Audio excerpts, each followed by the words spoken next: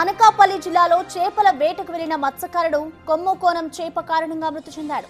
పూడిమడకకు చెందిన ఎర్రయ్య మరో ముగ్గురు వ్యక్తులు చేపల వేటకు వెళ్లారు. తీరానికి 30 కిలోమీటర్ల దూరంలో వేట సాగిస్తూ ఉండగా గేలానికి 100 కిలోల బరువున్న కొమ్ముకోణం చేప చిక్కింది. ఎర్రయ్య దాన్ని తాడుతో బోటులోకి లాగే ప్రయత్నం చేశాడు.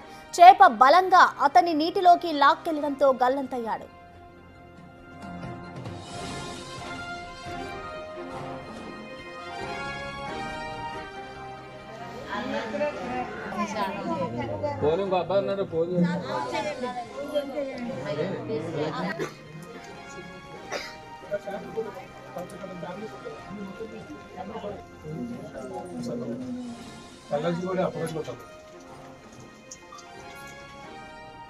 ఈ ఘటనకు సంబంధించిన పూర్తి డీటెయిల్స్ ని మా ప్రతినిధి రాజు అందిస్తారు. రాజు,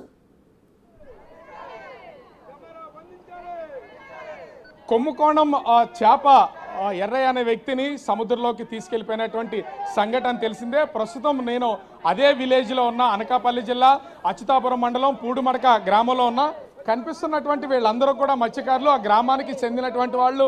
ముఖ్యంగా చూస్తే ఎర్రయ్య సముద్రంలో గడిచినటువంటి 3 రోజుల క్రితం గల్లంతైనటువంటి పరిస్థితి ఉంది.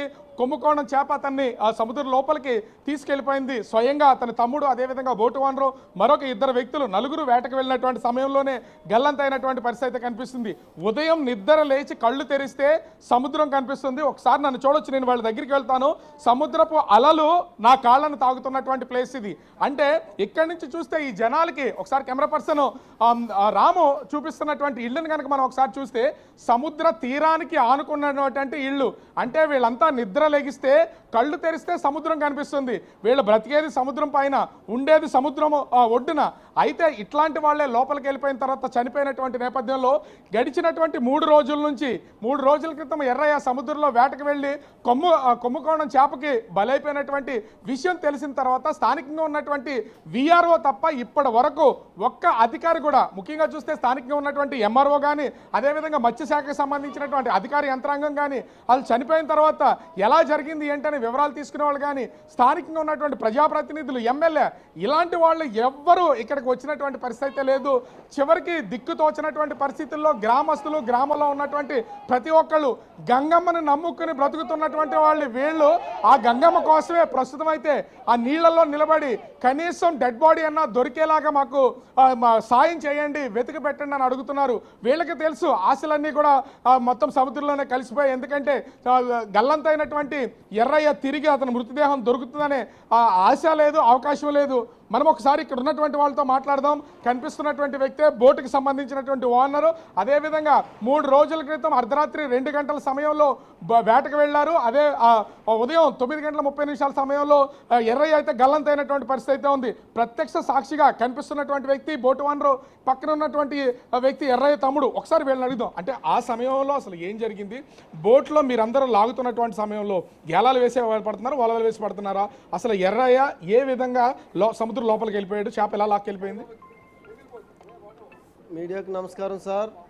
నా పేరు వాసుపల్లి ఎల్లాజీ సార్. నేను బోటు ఓనర్ని సార్.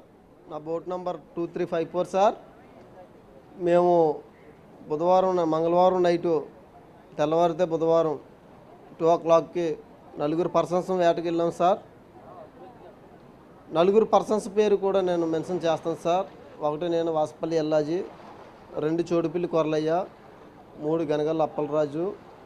చనిపోయిన వ్యక్తి, మిస్ అయిన వ్యక్తి చోడుపిల్లి ఎర్రయ్య సార్. ఎలా మిస్ అయ్యాడు ఫస్ట్? అసలు మాకు 9:30 సమయంలో మా గేలానికి కొమ్ముకోణం అనే చేప చిక్కింది సార్. అది దాదాపు 200 కిలోల పైన ఉంటుంది సార్.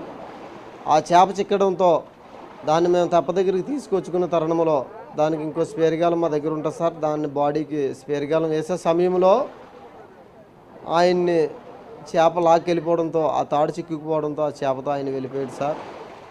వెళ్ళిపోయిన వెంటనే స్పేర్ తాడు పట్టుకొని నేను ఆయన కోసం దాటి సముద్రంలో ఈదుతూ వెతకడం సాగించాను సార్. అయినా నా చేతికి చిక్కలేదు సార్. నేను కూడా ప్రాణం ఉన్నంత వరకు పోరాడాను సార్. నా ప్రాణం పోతుందని ఆలోచనతో మిగతా ఉన్న చోడుపల్లి ఎర్రయ్యనే, చోడుపల్లి కొరలయ్యనే అబ్బాయి, దట్ ఈజ్ గనగల్ల అప్పలరాజు అనే అబ్బాయి, ఇద్దరు నన్ను లాక్కోవడం జరిగింది సార్. అయితే ఇప్పటి వరకు మాకు బాడీ మృతదేహం దొరకలేదు సార్. అంటే ఇక్కడ ప్రత్యక్షంగా అతని తమ్ముడు ఉన్నాడు, అంటే ఆ టైంలో మీ అన్న లోపలికి వెళ్ళిపోతున్నారు కదా, అంటే చేపని గేలానికి ఉన్నటువంటి తాడు లాగారు, స్వేర్ గేలం కూడా వేసాడు. గేలం వేసి లాగుతున్న సమయంలోన అసలు ఏం జరిగింది? అప్పుడు చేప అసలు ఏమైనా పట్టుకుని అటు ఇటు ఊగిపోయిందా, లేకపోతే డైరెక్ట్గా సముద్రంలో లాగేసుకుందా? లోపలికి ఈడ్చుకెళ్ళిపోయింది సార్. గేలం వేసిన వెంటనే లోపలికి ఈడ్చుకెళ్ళిపోయింది. నేను లోపలికి వెళ్ళిపోయిన వెంటనే స్పేర్ తోట పెట్టుకొని ఒక మనిషి దూకడం అయితే జరిగింది. అలాగా అరగంట సేపు వెతికాం సార్, మనిషి కనిపించలేదు. సముద్రంలో ఈదుకుంటూ చేప కూడా వెళ్ళిపోద్ది కదా, వెళ్ళేటప్పుడు అసలు మీ అన్న సముద్రంలో పడిన వెంటనే అసలు కనపడలేదా? లాక్కెళ్ళిపోయింది సార్, గట్టిగా లాక్కెళ్ళిపోయింది కిందకి. తర్వాత చాలా లాంగ్ కనిపించాడు సార్.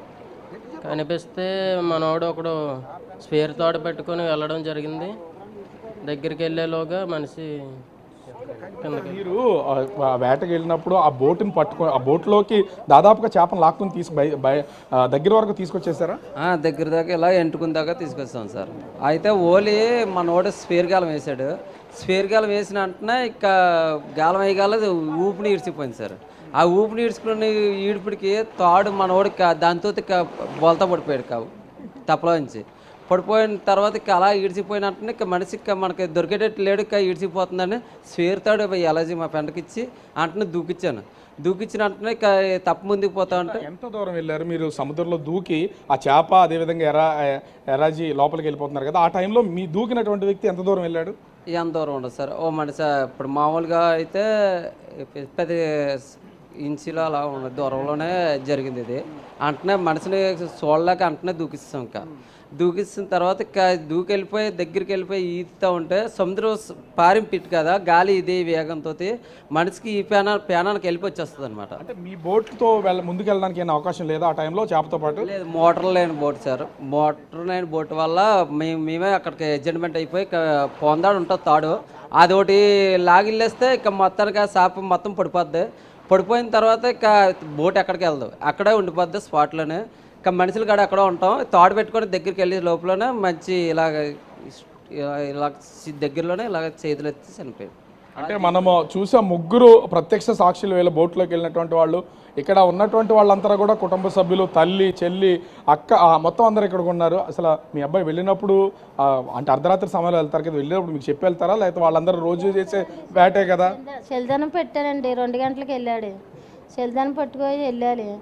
2 గంటలకు వెళ్ళి 9 గంటలకి బాబు చేప నాగిందంట. చేప నాగితే చేప తీద్దామని పడి గాలం వేసాడంట. గాలం వేసి చంద్రులోని పిల్ల బాబు గంగలో పడిపోయాడంట. అది చేప నాగేసింది. నాగేస్తే ఏటి ఎక్కార తప్పలోకి రానేది మునిగిపోయాడంట. తాళలేదంట. తాళబడికి వెళ్ళి శైలు ఎత్తితే పిల్లడి అల్లాజీ వెళ్ళాడంట. అల్లబడికి కిందకి వెళ్ళిపోయాడంట బాబు. నిన్నే మొన్నటి వరకు గడిచిన 3 రోజుల నుంచి కూడా మనం చూస్తున్నాం కదా, 3 రోజుల నుంచి చేపల వేటకి వెళ్ళినా బయటకు వచ్చినా కూడా ఇంట్లో అటు అమ్మతోనూ, నాన్నతోనూ, అన్నదమ్ములతోనూ, అక్క చెల్లెలతోనూ, అంటే మేము ఇక్కడికి వచ్చినప్పటి నుంచి గడిచిన 2 గంటల సమయం నుంచి కూడా, అంటే ఇవాళకి సంఘటన జరిగి 3 రోజులు అవుతుంది, అప్పటి నుంచి ఇప్పటి వరకు అతని చెల్లెలు ఏడుస్తూనే ఉంది. ఏమ్మా, అంటే అసలు మీ అన్న ఇలా చేపకి చిక్కుకుపోయాడని మీకు అసలు ఎప్పుడు తెలిసింది? అసలు ఎవరన్నా వచ్చారా, ఎవరన్నా అడిగారా, ఏంటి అసలు? మా తమ్ముడు ఫోన్ చేసి చెప్పాడండి, ఇలాగ మధ్యాహ్నం 2ంటికి తెలిసింది మాకు. ఇలా అన్నయ్య దొరకడు, ఇంకా చేప ఇడిసిపోయింది అనేసి చెప్పాడు. ఎవరు మాట్లాడలేనటువంటి పరిస్థితి. అసలు ముఖ్యంగా చూస్తే ఇప్పటికీ ఒక అధికారి కానీ, మత్స్యశాఖకు సంబంధించి కానీ, రెవెన్యూ శాఖలో ఉన్నటువంటి తహసీల్దారులు కానీ, లేకపోతే స్థానికంగా ఉన్నటువంటి ప్రజాప్రతినిధులు, ఎమ్మెల్యే ఎవరైనా వచ్చారా? అసలు మీకు సంబంధించి ఎవరిని అడిగారా? ఏ ఒక్క అధికారి కానీ, అధికార పార్టీలో ఉన్న నాయకులు కానీ ఒక్కరు కూడా స్పందించలేదు సార్. నేను ఈ ఘటన జరిగిన వెంటనే మా మత్స్యకారులు బోట్లు పంపించి 4 బోట్లు పంపించి ఎతికాం. కానీ అదే విషయాన్ని ఫిషరీస్ FDO కూడా కాల్ చేసి చెప్పిన వెంటనే కోస్టల్ గార్డునికో, నేవీ వాళ్ళకో చెప్పి మాకు బాడీ చెప్తారేమో, ఎతుకుతారేమో అని చూసాము. కానీ ఇక్కడ పక్కనే ఉన్న ఎమ్మెల్యే గారు సుందరపు విజయ్ కుమార్ గారు 7 కిలోమీటర్ల దూరంలో అచ్యుతాపురంలో నివాసం ఉంటున్నాడు ఆయన. కనీసం ఇది జరిగి 72 గంటలు 3 రోజులు నడిచినప్పటికీ కూడా ఆయనకి తెలిసి కూడా రాలేదు సార్. ఈ మత్స్యకారుల ప్రాంతము మత్స్యకారులు ఇంత చులకనగా చూడడం ఏంటండి? ఇంత దారుణం ఆ ప్రభుత్వానికి. కూటమి ప్రభుత్వం స్పందించి మత్స్యకారులు కనీసం బాడీ అని చెప్పాలి కదా. ఇంత దారుణమైన పొజిషన్ మత్స్యకారులకి ఎప్పుడు కూడా జరగలేదు సార్. చాలా దారుణమైన పొజిషన్. అందుకే ఈ రోజు మా మత్స్యకారులందరూ కలబడి సుమారు పూడిమడ 20,000 మంది మత్స్యకారులు ఉన్నాం సార్. ఇంతమంది ఉన్నా కూడా కనీసం అటు అధికారులు కూడా స్పందించకపోవడాన్ని ఏమంటారు? సార్ ఇప్పుడు కలెక్టర్ కానీ ఎంఆర్ఓ కానీ స్థానిక ఎమ్మెల్యే కానీ 3 రోజులు అవుతుంది కానీ అసలు ఎవరే కూడా స్పందించలేదు సార్.